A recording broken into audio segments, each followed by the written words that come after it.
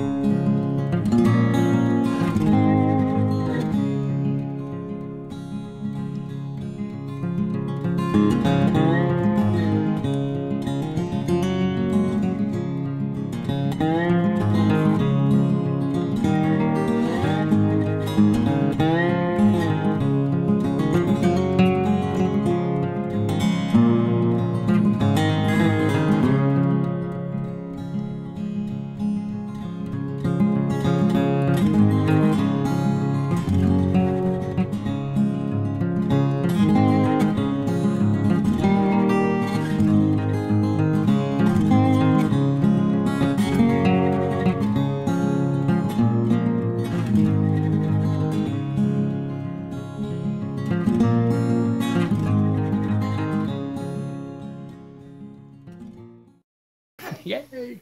Oh, yeah. Get that on. get my sexy hat on. All right. Yeah. Let's see here. One of the things that I found, and I think any experienced homesteader is going to tell you this, seriously.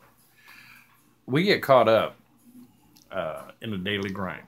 And now that I've had to step back, I look at where I was at. And a lot of things become just burdens to you. You know, it's just, you know, and you lose that excitement that was there. It becomes the daily grind. It's your job, all right? Got to guard against that, okay? And one of the ways to guard against that is remember what you're doing, really. You know, you're tending God's garden. That's an important role. Matter of fact, in one of my very old videos, I told a joke about a farmer where a reverend came down and he was taking a walk in the country on a Saturday to get ready for a sermon. And he comes across this picturesque little farm. You know, all the rows are beautiful and the fences are all mended. As he walks on up the road, he finds the wife and the farmer out tending the garden, and he's looking at the house, and it's just picturesque, you know, little picket fence, you know. So the reverend goes up to the farmer and tells him, "Sir, you know, this is such a lovely farm you got here. You are truly blessed by God." So, yes, sir, I am. And the reverend went on to go about all of his straight rows and how his crops looked so good, and his fencing was in good repair, and his house was so pretty, and he kept saying, "God's blessed you. God's so blessed you. You know, God has given you such a gift." Yeah, the farmer was starting to get just a tad bit agitated with the preacher. And so the preacher, after about 15, 20 minutes of rattling on at him about this, farmer looked at him and said, "Yes, sir, God has surely blessed me. But I got to tell you, Reverend, you should have seen this place when God was taking care of it by himself."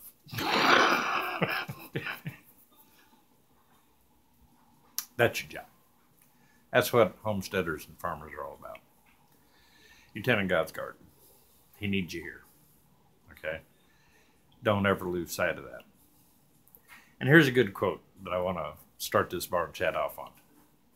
"Therefore be at peace with God, whatever you conceive him to be." That's important.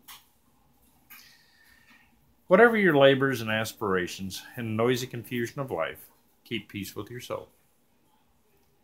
It's all sham, drudgery, and with all its sham, drudgery, and broken dreams, it is still a beautiful world. Be cheerful. Strive for happiness. You know? And I don't know, humans are kind of unique creatures. If we have a goal to strive for, we say we'll be happy if we have a homestead. And we get a homestead, and pretty soon that's not enough. The happiness isn't just in that. We want more, I'm beginning to understand that it's not what we have as much as the joy of obtaining a goal. Okay? Seriously. It is the joy you find in completing a task, reaching a goal. If you're living in an apartment right now and you're wanting to have a few acres, obtaining that few acres, okay, there's a great deal of joy comes with that. Is it your complete happiness in life? No, it isn't. Our happiness is found in the Father. Whether you see him as a God of nature, or the God of the universe, or the master creator, whatever your vision of God is, there's where your happiness should lie. Okay? In that external. I think as human beings, we find joy in small sections. All right? Setting goals and obtaining them. I think that's where happy people that are walking around with a smile on their face all the time, is because they're setting goals for themselves and they're obtaining them. Yeah. Homesteading's hard work. Seriously. And the more self-sustaining you want to be and so forth, the more work and so forth it becomes. It can be like the 9 to 5 you wanted to walk away from. The only difference is it becomes a 5 to 9 instead, and sometimes later. So understand that's something I've learned through all this, is that goals are important, meeting your goals are important, and a lot of joy is found of the personal satisfaction of knowing that you have reached those goals. Right? And I think that's our human earthly happiness. Okay? God has given you everything. He really has. You just have to go obtain it. It's yours. You just got to go get it. That's guaranteed to you in the scriptures. It's yours already. Go get it. Got to have the right mindset. Need to change some of the ways you're thinking if you're kind of stuck in a rut. And I have learned that joy and happiness are more important than anything else. And that's a struggle. Okay? When you step back and at my age starting over again and stuff, you begin to go, thanks God, I appreciate this. But truly I'm beginning to see it as a blessing. Because he's enlightened me to the point of there's things in everybody's life that would like to change. And we get up in the years and we just suddenly think, we can't change that. All right? Fact of the matter is, sometimes he puts us in positions to where, why can't you? You're starting again. You can fix the things in your life that you don't like. Okay? Great opportunity.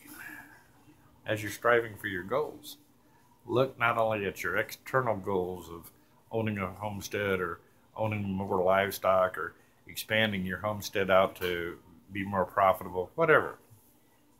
Look inward too. Am I spending enough family time? Am I happy? Or people look at me and go, you're getting kind of negative, dude. All right? Life does that to you.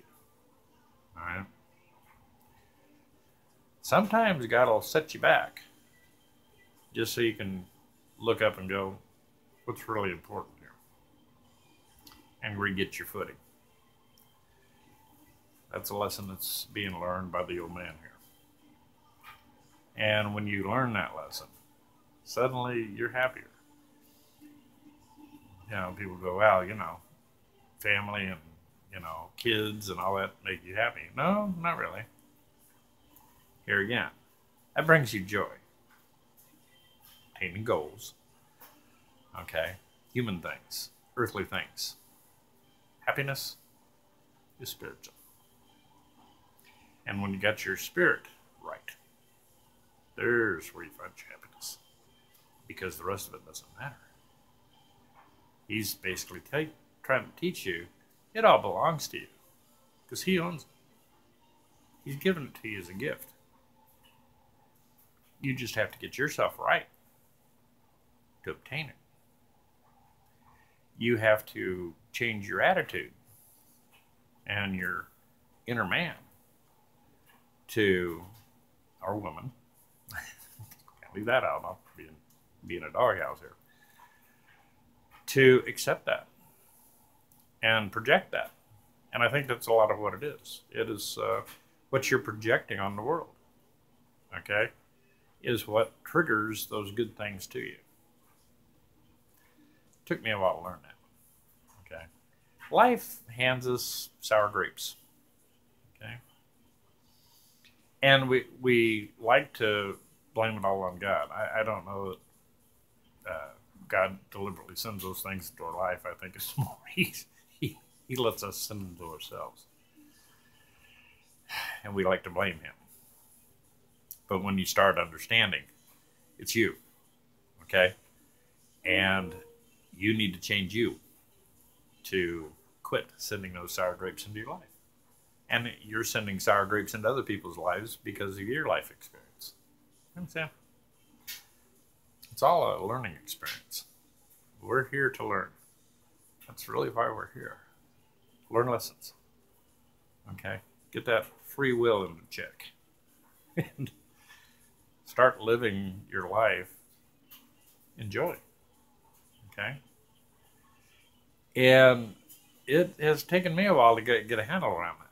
Truly, to get a handle around that. Because it's easy to get just frustrated with it all. But then you start seeing things, just little stupid stuff that, today I went down and got my taxes done. Okay? Got back, I don't know, $500. I found some joy in that. It's like, cool, $500 back. That's neat.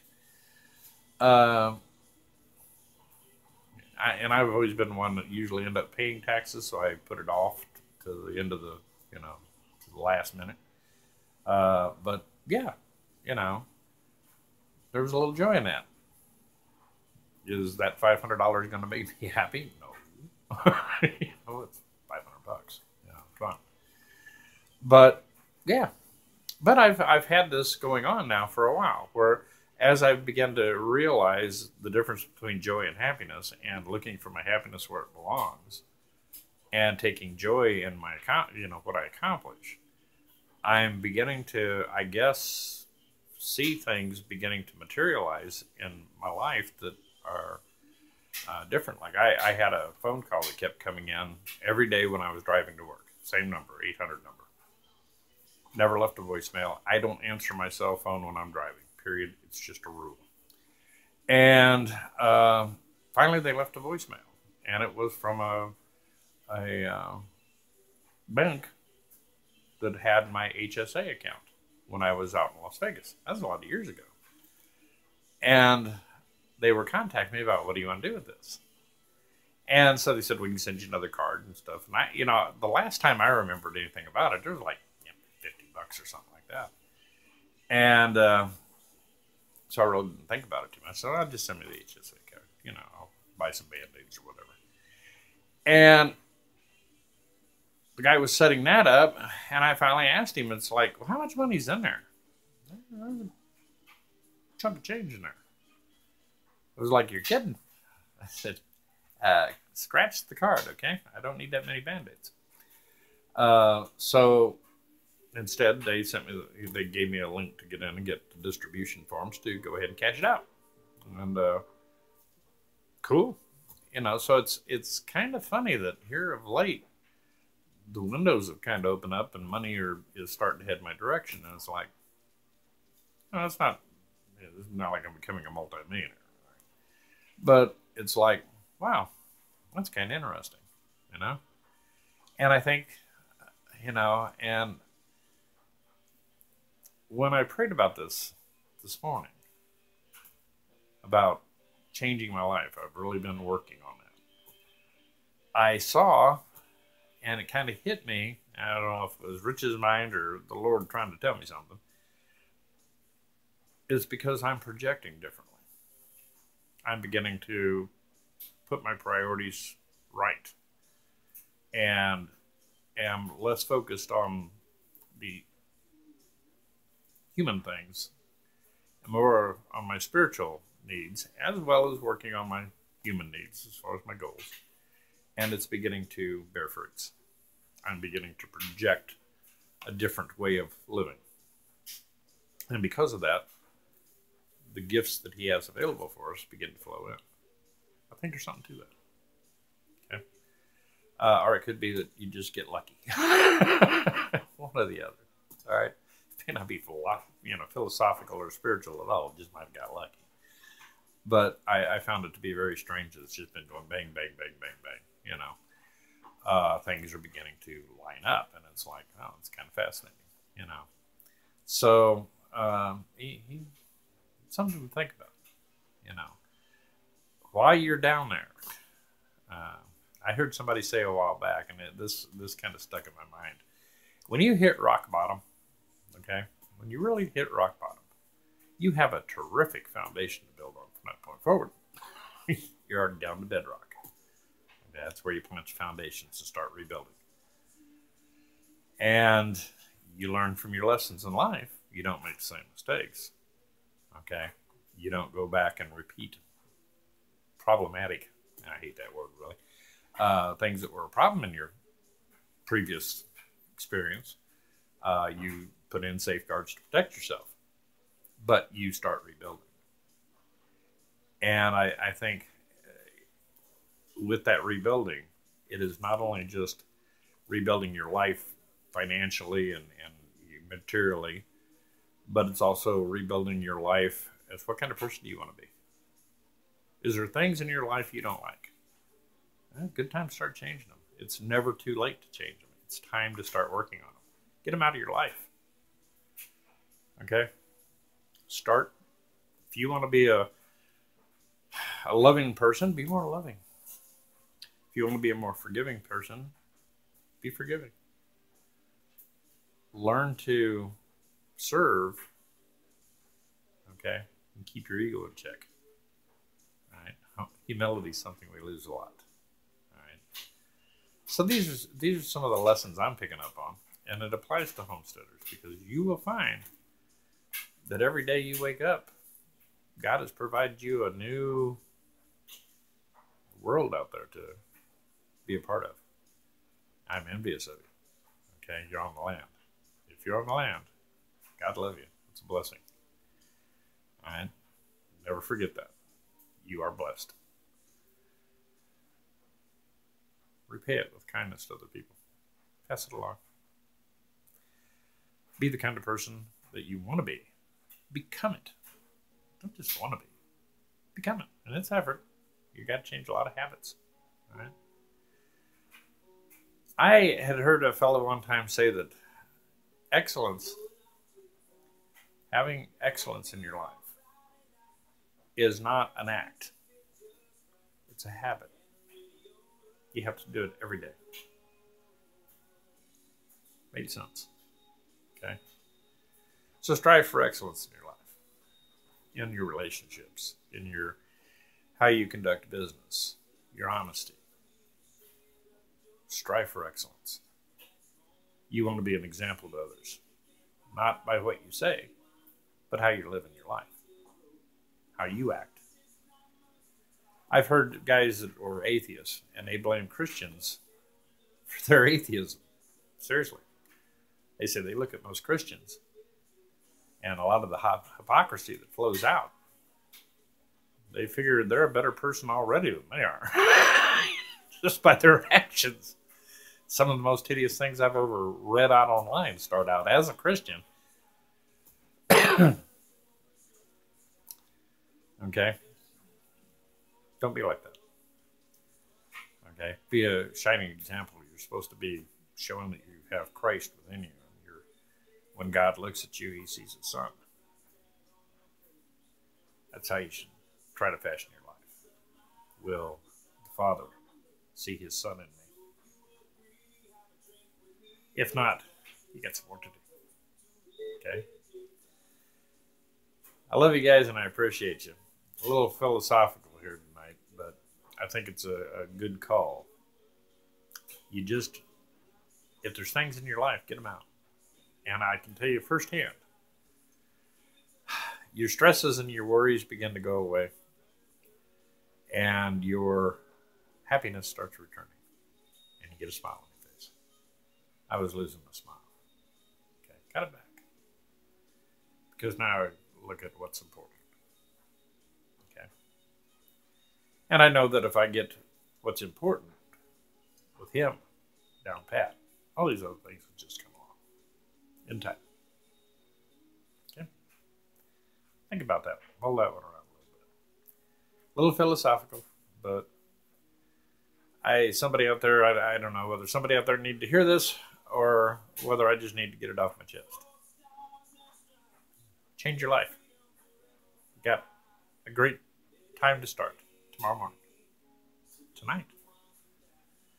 If you're going through a crisis in your life, good time to begin. Okay? And God will help you along. So, I guess my thing I'd like to tell you is tonight when you go to bed, you take your house shoes off, stick them way underneath the bed. That way, first thing in the morning, you're going to have to kneel down to get to them. And while you're there, talk to your Father. Ask for his guidance and his leadership and the wisdom to have the kind of day that you want to have. All right. And remember, keep the servant's heart, because that's what he respects. And he'll bless you for that. This is Rich Jesse Olmsted. I love you guys and appreciate you. I hope maybe this motivated you a little bit, that it's never too late to change your life. Get after it. And I can guarantee you, you'll find the joy in this world.